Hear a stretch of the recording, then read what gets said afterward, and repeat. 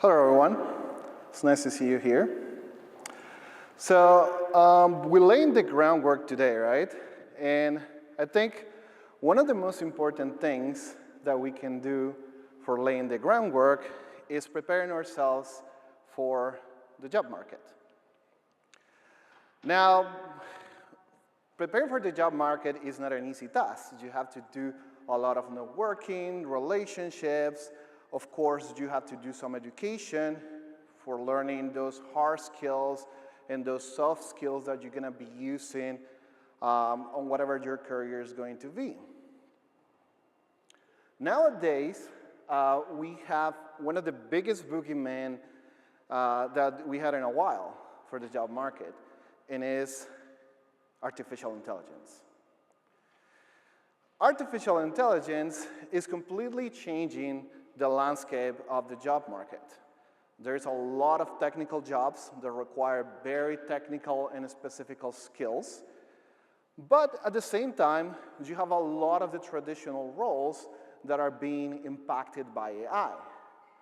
And we don't even know if the jobs that are being created by AI are going to be replaced by those that are generated by AI. So you might be wondering, well, what do I need to do to survive in this AI-enhanced market? Sure, continuous education is something that you need to do. You need to be on top of the game. You need to be creative. You need to be innovative. You need to be resourceful. You need to be resilient. But most important than any of those, you need to have effective communication. Think about it. For those of you that have worked with ChatGPT, if you don't tell ChatGPT clearly what you want, then ChatGPT won't give you anything that makes sense. It can even give you wrong information, you know? And so, well, the most important thing that you need to have is effective communication. But our culture is nowadays being a factor complication for effective communication. We live in the era of the culture of immediacy. The culture of immediacy is the over-reliance on technology for quick and instant gratification. So nowadays, we have things like Amazon Prime. And Amazon Prime, you buy something 2 days later, that thing is at your home. You want food? Uber Eats, 30 minutes later, it's at your home. And this is enhanced by all the quick access to information that we get with social media. One of the worst offenders of the culture of immediacy is the notion of TLDR. TLDR means too long, I did not read. And why is that an issue? Well, because it's creating an over-reliance on summaries. People don't want to go to long text, make analysis of those ideas, have a critical thinking of what is going on. Too long, I didn't read, give me the summary of this. But what is the problem with that? Well, the problem with that is that if you're not a good reader, you're not a good writer. And if you're not a good writer, probably you're not good at effective communication. You know? So we need to find ways of training ourselves to be effective communicators, disregarding the culture that we're living in. Do we need to do something super special? Not really.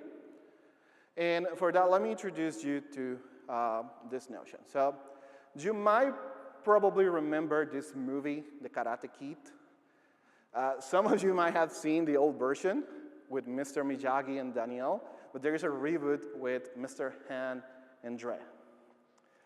And so in that movie, you have an old and wise mentor teaching karate to a kid through unconventional means. In the case of Mr. Miyagi, he was teaching Daniel to do some karate with painting a fence and waxing on, waxing off a car. And the new one, Dre was learning karate from Mr. Han by taking and putting off his jacket. This lesson is a very important thing that we can relate nowadays to the notion of transferable skills. Transferable skills are skills that you learned in education, you learn in work, you learn in your hobbies, volunteer, whatever. But that they get to be transferred to abilities in your jobs.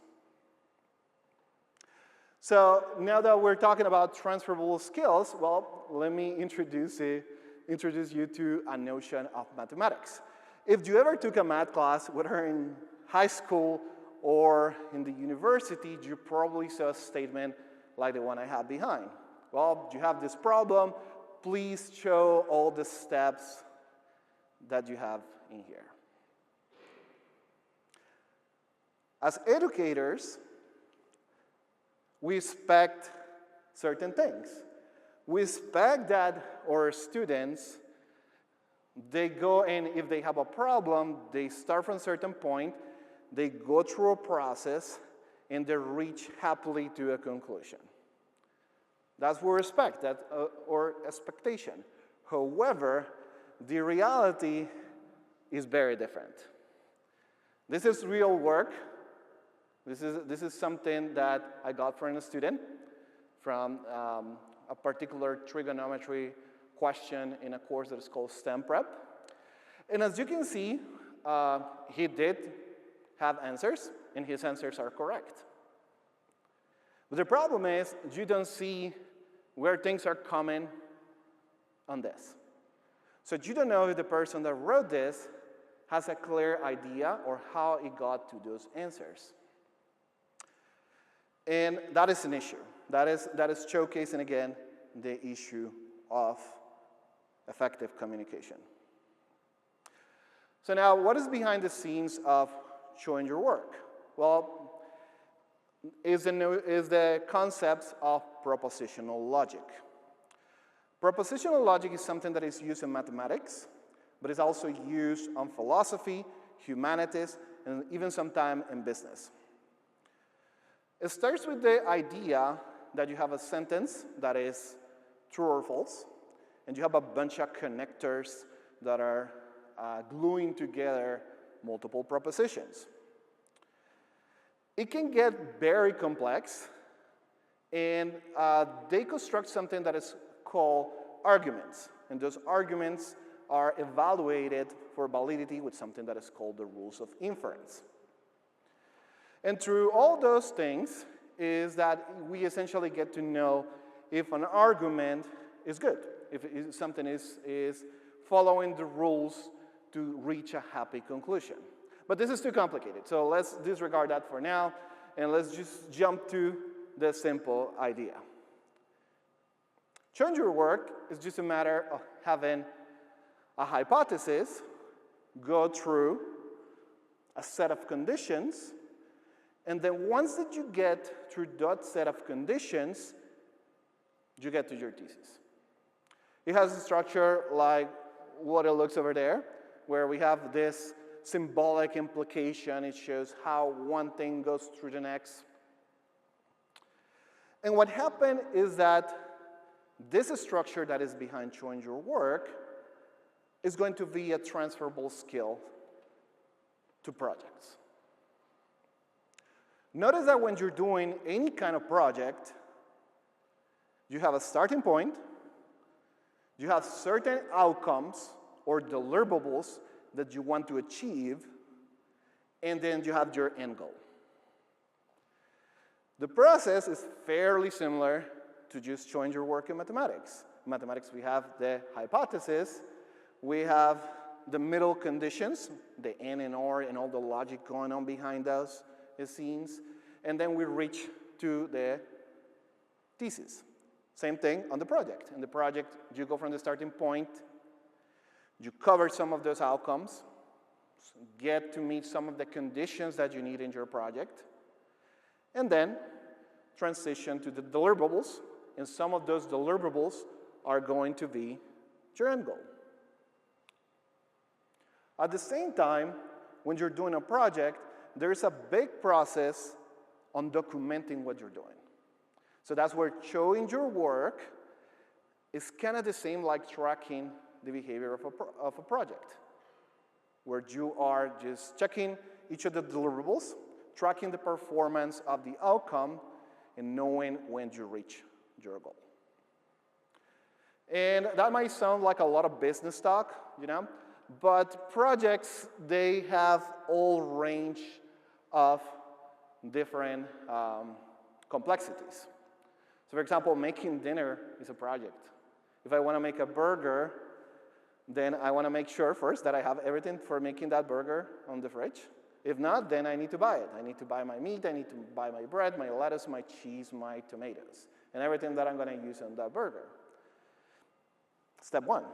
Then I got to check, hey, how am I going to go and cooking this out? Am I going to use the pan in the kitchen? Am I going to use the grill? And those are different conditions and deviations that takes me for different paths. And then after that, of course, well, we cook the thing and we have our dinner. End of the project, goal achieved. Of course, we can have complex projects. I'll say one of the biggest and more complex projects that I ever undertook in my life was becoming university faculty. Currently now, University of Cincinnati professor. But before, when I was trying to get to what do I need to do to be a professor, well, then I realized, oh, most professors have a PhD. So how do I go about getting a PhD? Well, it turns out that I need to be accepted in grad school. Oh, but to be accepted in grad school, especially overseas, I need English tests. I need something like the TOEFL, the IELTS. There's a bunch of English testing language tests that you have to have a result on those to be accepted to grad school. Also have to have excellent grades, right? And undergrad and all those kind of things. And of course, the ability to present my case to a committee that will receive me. So all those things are the conditions. So notice that I can kind of backtrack once that I have my project laid out. And I can start going through each of those steps. Once that I have my starting point in my goal, I can just check each of those steps, know where I'm going. And then after that, I'm able to meet my goal. Now, so overall, if you want to have training in a transferable skill that is going to help you out on the job market or in achieving progress and a good management of any project that you're doing, the next time that you have the opportunity to do some mathematics, make sure to show your work. Thank you.